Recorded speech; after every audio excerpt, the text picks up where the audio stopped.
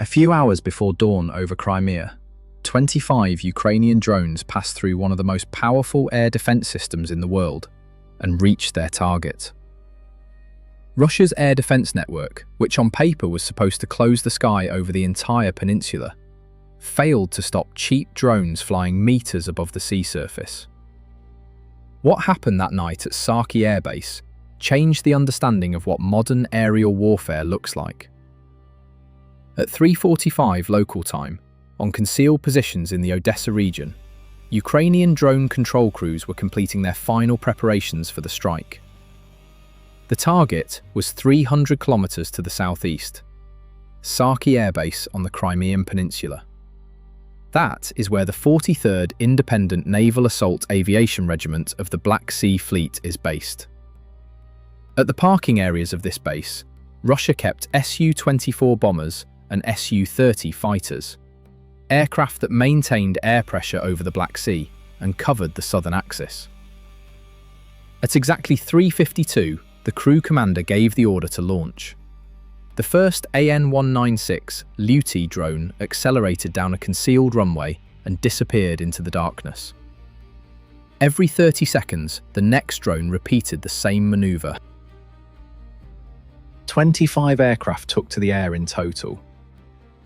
As soon as the last drone left the ground, the crews immediately dispersed along concealed routes, switched off all lighting systems, and activated countermeasures against thermal sensors. Any delay meant death. Russian artillery, or kamikaze strike drones, could cover the launch area within minutes of detection. Meanwhile, the 25 Lyuty drones descended to an altitude of approximately 70 meters above the surface of the Black Sea and set course to the southeast. Faint, flickering returns appeared on Russian radar screens and almost immediately vanished below the detection horizon. The duty shift responded at once.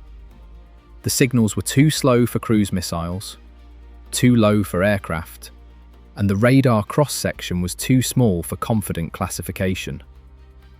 Target data was passed to Crimea's air defense network and reached the S-400 Triumph surface-to-air missile system deployed in the Sevastopol area. On paper, the S-400 represented a virtually insurmountable barrier. Its acquisition radar is capable of searching for targets at enormous ranges. The engagement radar simultaneously tracks multiple objects. Missiles from vertical launch units can engage targets at ranges exceeding 200 kilometers and at altitudes beyond the reach of most aircraft.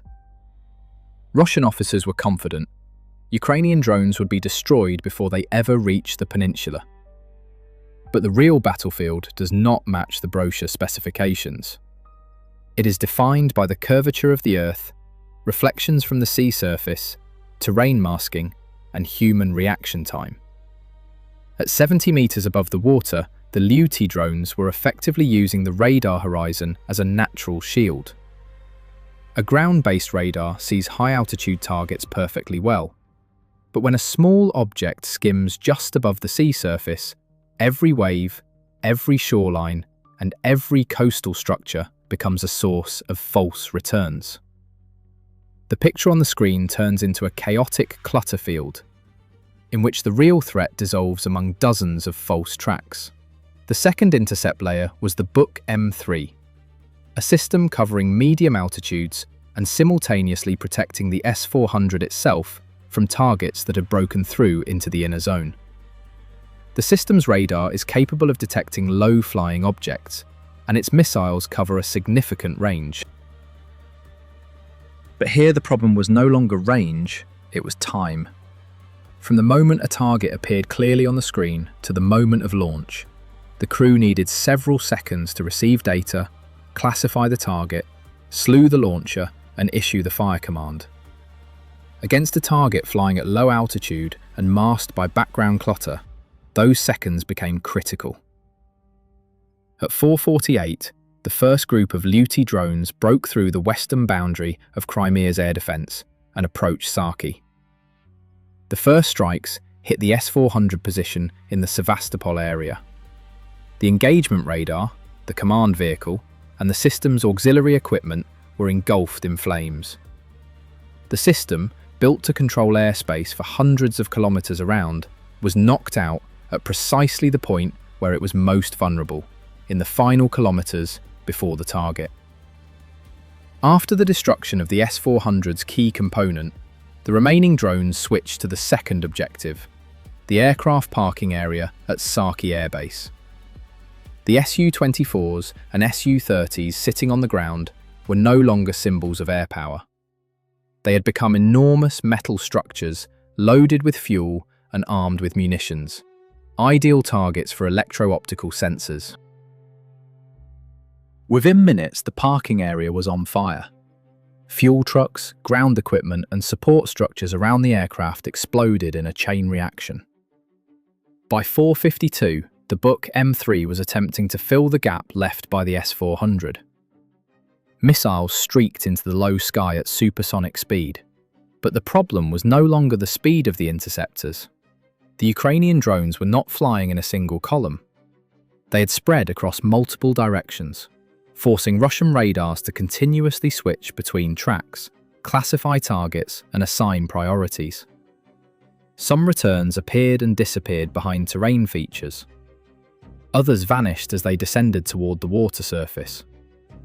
Several missiles passed through the drone formation without generating a dense enough fragmentation pattern.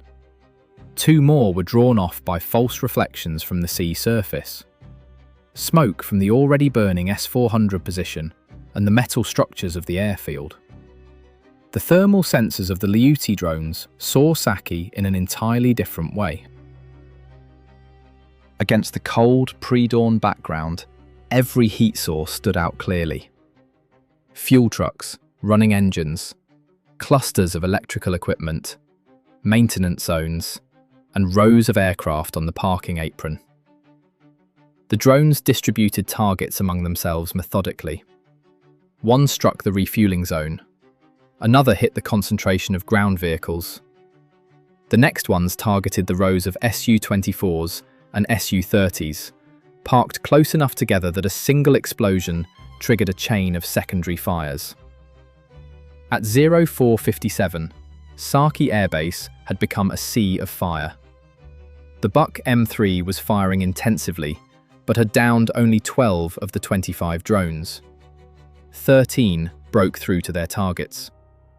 For Ukraine, that was enough. But the strike was not yet finished. The next target was the base's main fuel storage facility.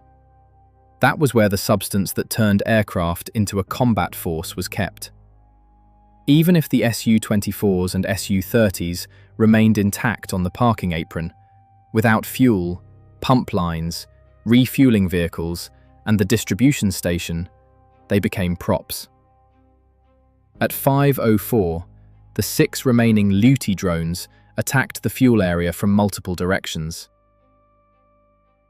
The explosions tore open the concrete surface, destroyed pipelines, and hurled ground equipment into the air.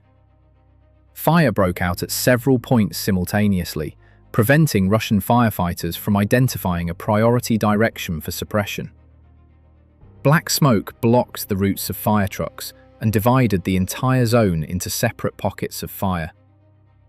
The final strike was delivered against the airfield's command and control tower, the facility that tied together flight data, radar warnings, ground communications, and air defense management commands in the Saky area. Russia's Krasuka-4 electronic warfare system intensified its jamming, attempting to suppress navigation signals and drone control channels.